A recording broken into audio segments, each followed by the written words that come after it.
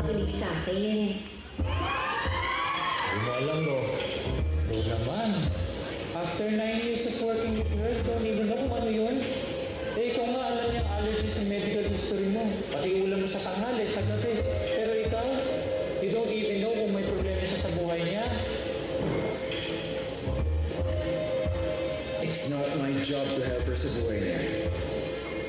Well, you have to, bro. Kasi hindi siya pwedeng mawala